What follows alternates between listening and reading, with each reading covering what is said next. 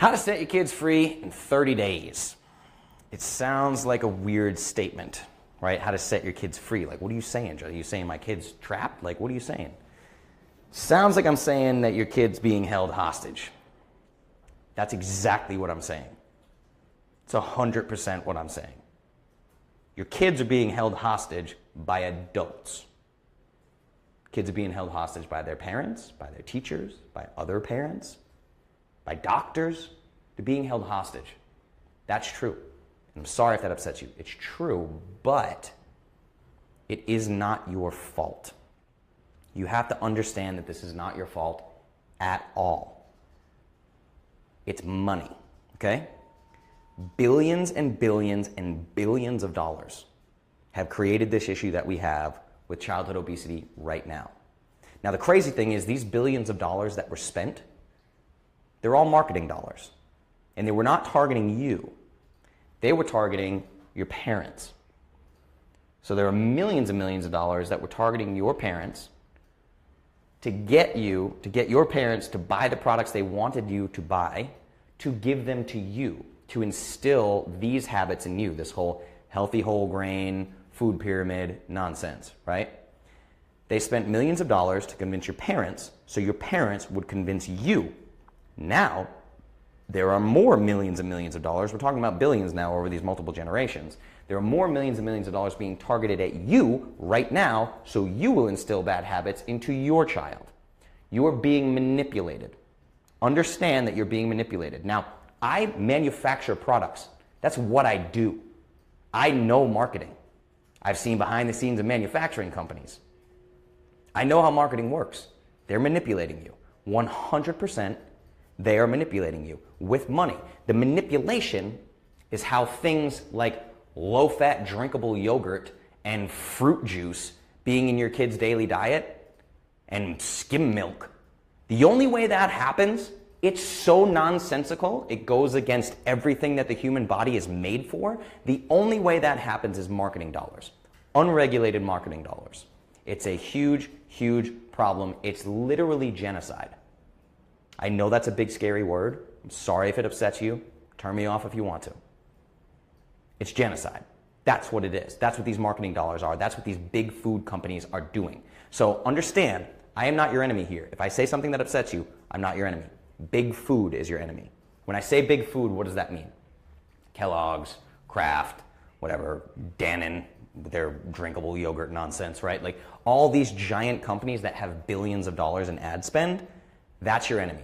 Big food is your enemy. I am not your enemy. So before we begin, I need everybody to do the same thing. We all need to admit something, okay? This is a big thing, humility. We need to understand and admit that for the last several decades, we've gotten it completely wrong. Completely wrong. We need to understand that. I had it wrong. My parents had it wrong, right? They absolutely did. But we need to be the type people, growth mindset people, to look at each other right now and say, yes, yes, we screwed up, 100%, we did. Let's fix it right now. What can we do to fix it before it's too late for my kids, or before I have another kid, or before my kid is 18 and goes out into the world by himself? We need to instill some new habits in him, okay? Him, her. So, think about this for a second. On this entire planet, there are two types of animals that become overweight and obese. Whole planet, all these different species of animals, there are two types of animals that become overweight or obese. One, human beings. Two, the animals that human beings feed. Think about it. You have an obese house cat. You have a fat dog, right? That doesn't happen in nature. It doesn't happen, ever. Ever, ever, ever. It's only through human intervention. Feedlot cattle, these disgusting big, big fat animals with great marbleized fat so you can serve it in a restaurant and call it awesome. A big juicy ribeye Texas steak, right? That kind of junk, right? We make these animals fat. In nature, it does not happen. We're the only animal who eats the opposite of our genetic programming, who goes against our instinct and tries to trick Mother Nature, tries to outsmart Mother Nature. We're the only animal in the animal kingdom that does this. Understand that. So what I'm trying to do is get you back to where your body wants to be naturally. Get you back to where your kid's body wants to be naturally. That's all that I'm trying to do. So understand, I went out into the world and I researched the hell out of as much as I possibly could on childhood nutrition, childhood obesity, the overweight epidemic in children. I couldn't find anything. Nothing. Do you know why? Because this is not natural. It has never happened ever before in the history of mankind has childhood obesity been a problem. This is of the last 30 to 40 years since the widespread adoption of the food pyramid. That's the government, okay? They push this food pyramid in all these public school systems. Now we're seeing the decades start to, it's literally like compounding interest on the food pyramid. That's what it is. It gets worse and worse and worse and worse and worse. What are we looking at now, okay?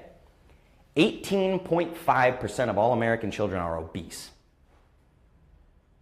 Think about that number. 18.5% of all American children are obese. Now, I want to point out something very, very important. That doesn't include overweight kids. It doesn't include overweight kids. We're talking obese. Do you know what obese means? The word obese means at least 30 pounds overweight. So 18.5% of kids are at least 30 pounds overweight. When you think about it, most little kids should be like, I don't know, 40, 50 pounds. They're 30 pounds overweight. 30 pounds overweight. If you get to 40 plus pounds overweight, that term is now morbidly obese, which means you're at a very, very high risk of death. So metabolic diseases start creeping in and all this crazy, terrible stuff you don't want to talk about. So 18.5% of American children are obese. 1 out of every 5 Caucasian American children will be type 2 diabetic by age 12. 1 out of every 5 Caucasian American children will be type 2 diabetic by age 12, right? And I think that statistic's from like 2012, 2013. It's probably worse than that now. On top of that, African American children, you're now talking 1 out of every 2. 50% of all African American children will be type 2 diabetic by age 12. This is crazy. This has never happened in the history of our species, ever. Ever, ever, ever. This is a new phenomenon. And all of a sudden, well, how did this happen? What's happening? We've had the food pyramid for 30, 40 years. This is not a mystery. It's not a mystery, but the government refuses to change, and big food up here lobbying, spitting dollars down at all of your candidates to make sure nothing changes. Like this, puppet masters, right? I wouldn't be surprised if I get a death threat after this video. I'm not even kidding. So that's what's happening. Understand that. So 1 out of every 2 African American kids will be type 2 diabetic by age 12. Now, at this rate, in 12 short years, if we keep going down this road, 12 years from now, 100% of America's GDP, 100% of America's GDP will be spent on caring for the sick. Now, almost 100% of those sick people are suffering from metabolic disease. That means literally exactly what you think it means. Diseases associated with human metabolism. So it means that things are going wrong. Things are going haywire, they're going crazy. Type 2 diabetes, fibromyalgia, IBS, Crohn's disease, Alzheimer's, dementia, ADHD, and even cancer. All directly linked to the metabolism. Metabolic diseases. These are metabolic diseases. So what happens when 100% of your GDP is spent on caring for the sick? What does that mean? It means the country collapses overnight. Just like that. 100% of all government-funded programs go away. Boom. No choice. Nobody has any say in the matter. All the money goes away. All the government-funded programs go away. We have riots in the street like happened in Greece several years back. That's what we're looking at. This is the importance of this. We're literally talking about saving the entire country. So I want you to understand that children mimic parents. Children mimic parents and other adults. So this doesn't just fall on the shoulders of the parents. You learn how your child should eat from other parents, from your loved ones, from your parents. You know, grandma's got this amazing pasta sauce recipe, right? And doctors and all these people that are constantly telling you, people like me, constantly telling you what your kid should be eating, right? It gets tricky, right? Because we know that there's an obesity epidemic. Over 1/3 of the country for adults, over 1/3 of adults are obese. Over 1/3. And again, that does not include overweight. We're just talking obese, at least 30 pounds or more overweight. It's 33% of the entire country, right? That's crazy. It's like 100 million people that are obese. And little kids mimic parents. So that's how all this is happening. We had these crazy government programs like Play 60. You always see it on NFL. If you watch NFL on Sunday, right? Play 60, and they show, Odell Beckham throwing a pass to some kid and he's on a football field, he's running. Get outside and play for 60 minutes. We're going to combat obesity by getting kids outside to play. Well, if you know, my last video was lose weight by eating more and exercising less. The same goes for children. Children, don't think of them as children. They're little tiny humans. They're humans. They have the same needs and all the same things that you do. So if exercise doesn't work for you and the adult obesity epidemic, why is it going to work for kids? Now the problem is we have campaigns like Play 60. You send your kid outside to play for 60 minutes. Then he comes in. You hand him a Capri Sun and a Lunchable. Here you go. Great job going outside and playing for 60 minutes. Here's your sugar and here's your side of sugar. There you go. Better go outside and play for another 6 hours to burn off that sugar. Burn off that sugar, which you can't actually do. Nonsense, okay?